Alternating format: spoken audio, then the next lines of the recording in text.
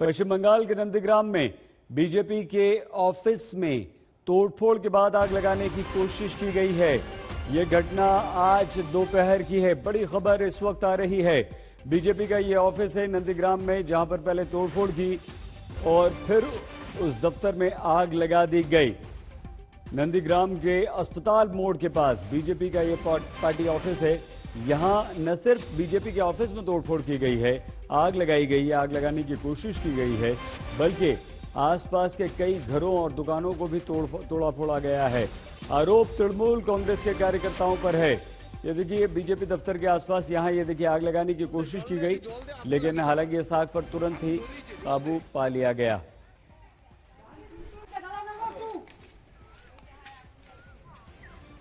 आइए सीधे हम आपको लिए चलते हैं नंदीग्राम। अनुपम मिश्र हमारे संवाददाता हमारे साथ हैं। अनुपम, क्या ये टीएमसी के कार्यकर्ता जो हैं वो ममता बनर्जी की हार से बौखला गए हैं, जो इस तरह की हरकतें कर रहे हैं? कोई कार्रवाई इन गुंडों पर हो पाई है? पुलिस प्रशासन ने कुछ किया है अभी तक? अनुपम, सही देखिए, कल रात से ही पश्चिम बंगाल के विभिन्न जिलों से हिंसा की खबरें आ रही हैं, तोड़फोड़, आगजनी, और इनमें से ज्यादातर जो रिपोर्ट्स हैं, खबरें हैं, वो टीएमसी के खिलाफ हैं कि टीएमसी के कार्यकर्ता हमला कर रहे हैं। अब तक लगभग 4 से 5 लोगों की मौत हो चुकी है। बड़ी शर्मनाक बात है। और जो नंदीग्राम में हुआ है, वहाँ बीजेपी का जो पार्टी ऑफिस है हॉस्पिटल मोड़ में, वहाँ पर पहले तोड़फोड़ की गई, उसके बाद आगजनी की कोशिश की गई, और लगभग सभी जगह से, सिर्फ नंदीग्राम नहीं, पूर्व मिदनापुर, बर्दवान, हावड़ा, हुगली, लगभग हर जिले से इस तरह हिंसा की खबरें आ रही हैं, जो बेहद ही शर्मनाक है। और इस पर ममता बनर्जी और खास तौर पर टीएमसी के जो स्तरीय नेता हैं, जो जिले के प्रमुख हैं, उनको तुरंत ध्यान होगा कि आपको इतनी बड़ी अगर जीत मिली है तो जनता ने भरोसा जब जताया है तो उस पर आप इस तरह बदले की कार्रवाई को तुरंत बंद करने की कोशिश करें। ये मैसेज जरूर जाना चाहिए। बहुत धन्यवाद अनुपम। अनुपम मिश्र हमारे संवाददाता जानकारी दे रहे थे। तो ये बड़ा हिंसक दौर एक बार फिर से बंगाल में शुरू हो चुका है, और वो भी चुनाव परिणाम आने के बाद। बीजेपी के दफ्तर में आग लगा दी गई। कल भी बीजेपी के एक दफ्तर में आग लगाई गई थी। ममता जीत गई हैं बंगाल, लेकिन हार गई हैं नंदीग्राम। बंगाल में विजय के बाद भी सत्ता का चरित्र नहीं बदला है। कल से दोनों दलों के बीच संघर्ष की खबरें आ रही हैं। तोड़फोड़, हंगामा, आगजनी के बीच बंगाल फिर से तनातनी की एक नई खेप झेल रहा है।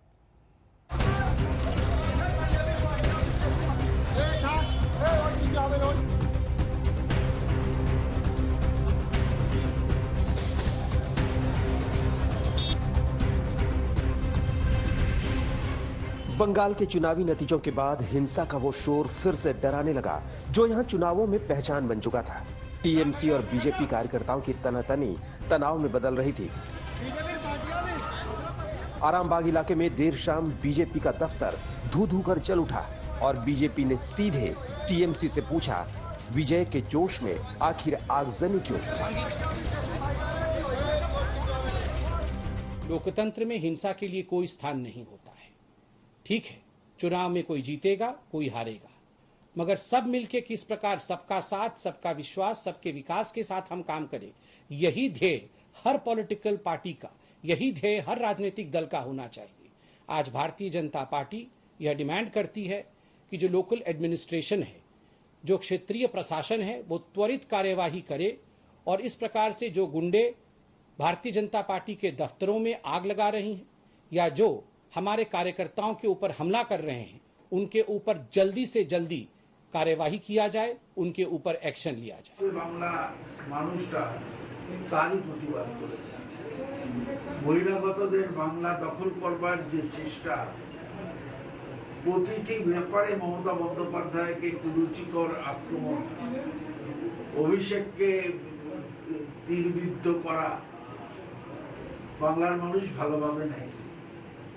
এখনো পর্যন্ত যা ফলাফল সেই দিকেই ইঙ্গিত দিচ্ছে। খেলা হবে।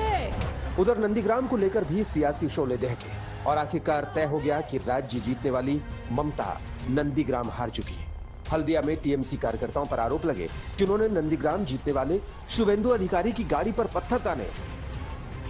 हल्दिया के काउंटिंग सेंटर के बाहर खड़े हैं, और यहाँ पर शुभेंदु अधिकारी बस कुछ ही वक्त पहले आए थे, और तृणमूल के कार्यकर्ता जो यहाँ पर इकट्ठा इस वक्त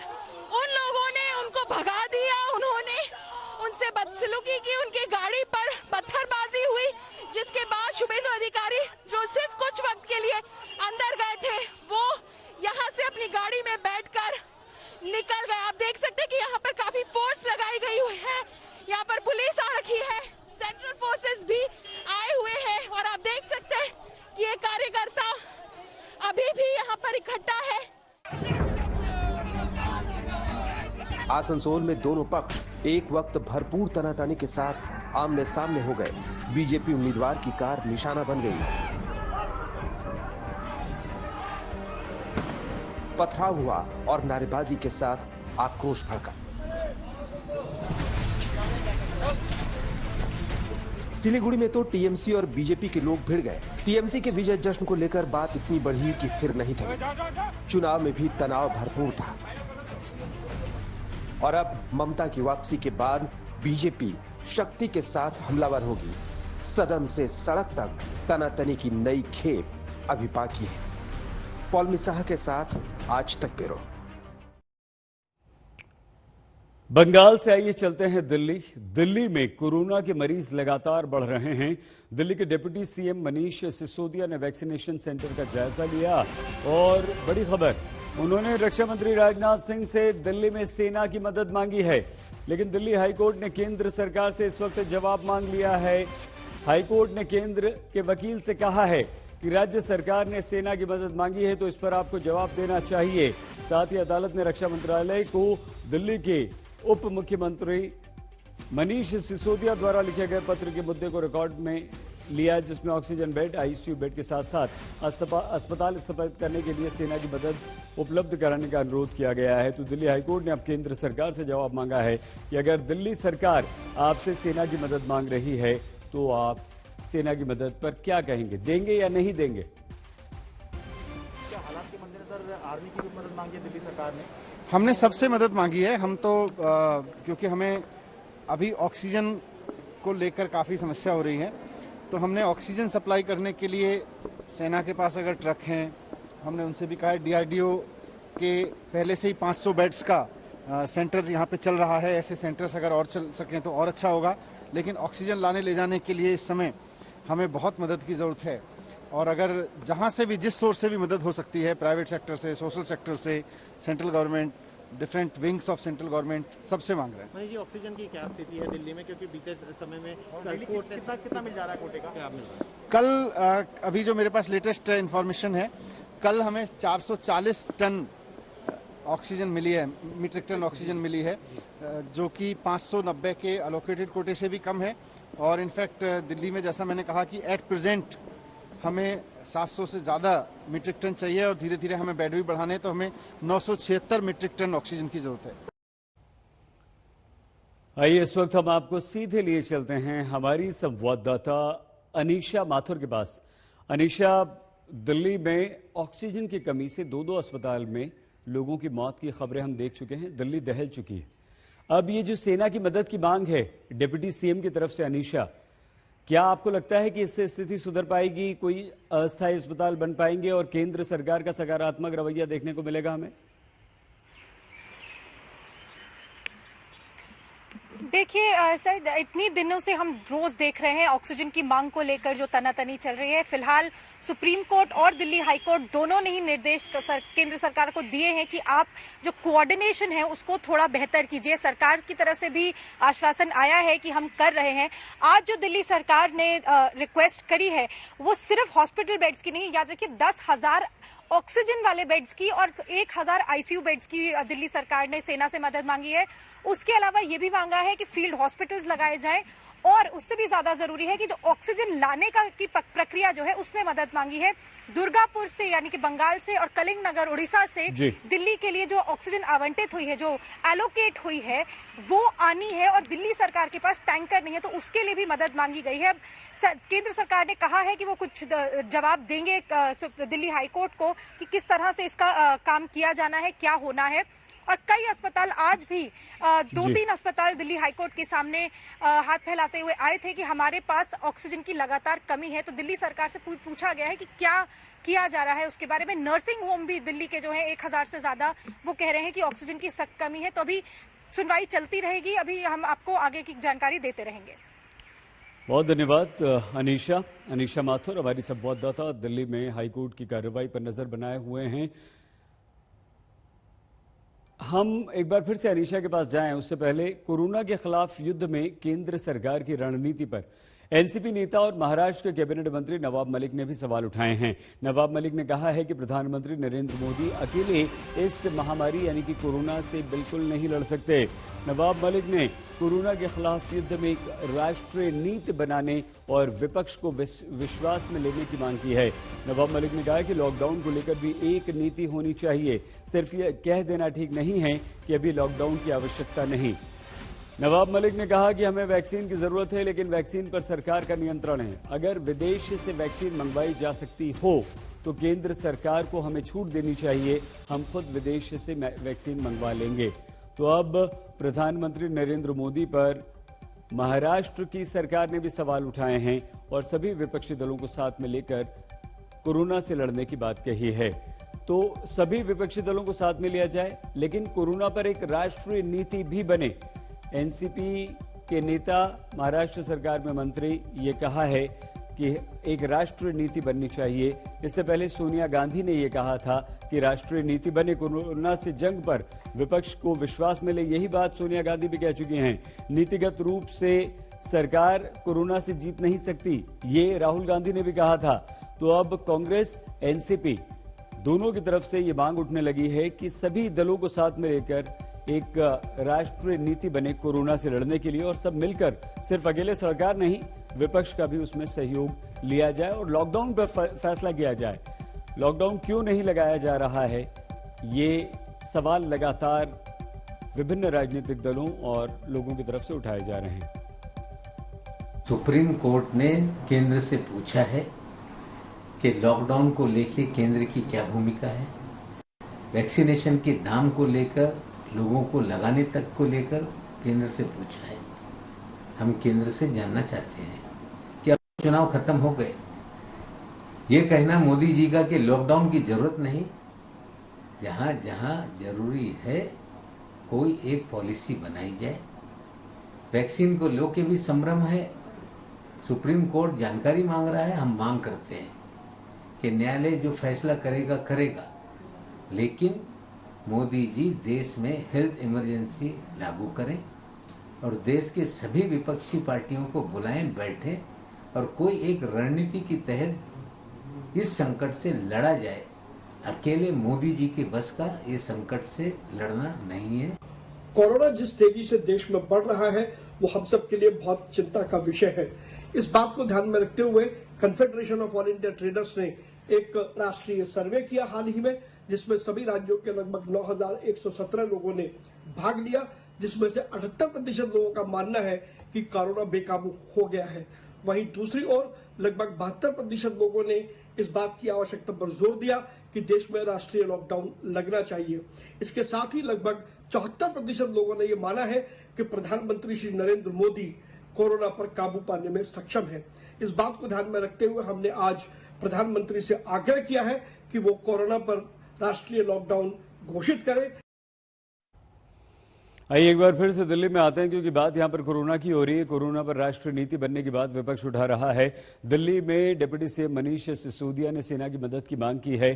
क्या वैक्सीनेशन की इस वक्त स्थिति है दिल्ली में, क्योंकि 18 साल से ज्यादा उम्र के लोगों को वैक्सीन लगनी शुरू हो चुकी है, बता रहे हैं हमारी संवाददाता सुशांत। दिल्ली में आज से थर्ड फेज का वैक्सीनेशन शुरुआत हो गई और सुबह से ही जो युवा है जो घरों से बाहर निकलते हैं उनकी लंबी लंबी कतारें जो है वो सेंटर्स पर देखने को मिल रही है। हमारे साथ कई सारे ऐसे लोग हैं जिन्होंने इस थर्ड फेज के अंदर वैक्सीनेशन जो है वो खुद को लगवाया है। एक ये पूरा परिवार है जो कि आप देख सकते हैं कि वैक्सीनेशन लगाने के लिए पहुंचा था और खुद अब इसका हिस्सा बन चुके हैं। मैं आपसे जानना चाहूंगा कि थर्ड फेज का पहला दिन था और शुरुआत में पूरी फैमिली जो है वो यहाँ पर पहुंची। सुबह कितने बजे पहुंचे थे, वैक्सीनेशन लगवाया?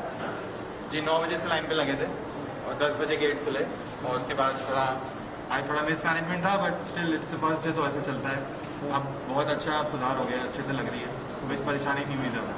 क्या कोरोना का डर था जिसकी वजह से सुबह सुबह जल्दी आप पहुंचे? पहले दिन की जरूरत है अब वैक्सीनेशन की? जी बिल्कुल, बचने का यही एक तरीका है, सबको लगवानी चाहिए। और हालात देख ही रहे हैं हॉस्पिटल में क्या हाल है, बहुत बुरे हाल में है सब लोग। तो वैक्सीनेशन से अगर बचाव हो सकता तो बिल्कुल लगवानी चाहिए। बिल्कुल लगवानी चाहिए। आपने भी वैक्सीनेशन लगवा लिया है, क्या कहेंगे कि कोरोना का डर है या फिर आप घर के बाहर जाते हैं तो इसलिए जरूरी है कि भैया घर में जो लोग रहते हैं वो ना, घर के बाहर जाते हैं कोरोना का डर भी है तो इसलिए पहले वैक्सीन लगाइए। घर वाले संक्रमित ना, बिल्कुल, ताकि घर वालों क्योंकि हम बाहर जा रहे हैं सब, तो बेटर है कि पहले वैक्सीनेशन लगवाओ। आपने वैक्सीनेशन लगवाया। जो हालात हैं दिल्ली के और आज भीड़ भी काफी ज्यादा देखने को मिल रही है, क्या डर है? बहुत डर है, इसीलिए तो सबसे पहले वैक्सीनेशन रात को भी रजिस्ट्रेशन जैसे हो नहीं रहा था, हम 12 बजे तक लगे रहे हैं कि कम से कम हमारा अपॉइंटमेंट मिल जाए और वैक्सीनेशन। और अब खबर उत्तर प्रदेश के पंचायत चुनाव के परिणाम। जिला पंचायत सदस्य की मतगणना का काम धीमी गति से चल रहा है। अभी तक जो आंकड़े सामने आए हैं उसके अनुसार बीजेपी और समाजवादी पार्टी में सीधी उत्तर प्रदेश में टक्कर है। समाजवादी पार्टी बीजेपी से बस कुछ ही पीछे चल रही है। बीजेपी की झोली में फिलहाल 210 सीटें आई हैं, जबकि समाजवादी पार्टी 180 सीटों पर जीत चुकी है। शाम तक पूरे परिणाम आ जाएंगे। प्रयागराज, मेरठ, मिर्जापुर, मुजफ्फरनगर और वाराणसी की तस्वीरें हम आपको दिखा रहे हैं। बीएसपी 56 सीटें अभी तक जीत चुकी है। कांग्रेस की झोली में 44 सीटें गई हैं, अन्य के खाते में 90 सीटें गई हैं। लेकिन पश्चिमी उत्तर प्रदेश से बीजेपी के लिए अच्छी खबर नहीं है। पश्चिमी उत्तर प्रदेश के कई जिलों में आरएलडी और समाजवादी पार्टी का गठबंधन बीजेपी से काफी आगे है। बागपत, मथुरा, मुजफ्फरनगर में आरएलडी और समाजवादी पार्टी बीजेपी से आगे निकल चुकी है और इसकी वजह सीधे किसान आंदोलन है। कुल 350 जिला पंचायत सदस्य के लिए चुनाव हुआ था, जिन पर पार्टियों ने अपने अपने अधिकृत उम्मीदवार उतारे हैं। आइए हम आपको इस वक्त सीधे लिए चलते हैं लखनऊ। कुमार अभिषेक हमारे संवाददाता हमारे साथ हैं। अभिषेक, विशेषकर पश्चिमी उत्तर प्रदेश में जो बीजेपी पीछे चल रही है, बीजेपी को बहुत ज्यादा नुकसान हो रहा है, क्या वो किसान आंदोलन का असर है? और ओवरऑल जो पंचायत चुनाव के परिणाम अभी तक सामने आ रहे हैं उसको आप कैसे देखते हैं? किसकी स्थिति बेहतर है? क्या बीजेपी ने अच्छा प्रदर्शन किया है या नुकसान हुआ है? सईद, देखिए अभी मैं आपको लेटेस्ट आंकड़ा दे दूं। 3050 जो जिला पंचायत सदस्य का चुनाव होना है, जिस पर तमाम पार्टियों ने अपने प्रत्याशी उतारे हैं, उसमें से लगभग इस वक्त आधे के रुझान आ चुके हैं, तकरीबन 1500 के। और बीजेपी उस आधे रुझानों में से यानी कि 1500 में लगभग 500 के आसपास 491 सीटों पर बीजेपी की बढ़त है। लगभग 400 के आसपास 390 के आसपास जो सीटें हैं उस पर समाजवादी पार्टी की बढ़त बताई जा रही है। इसके अलावा 160 से ज्यादा बीएसपी के हैं।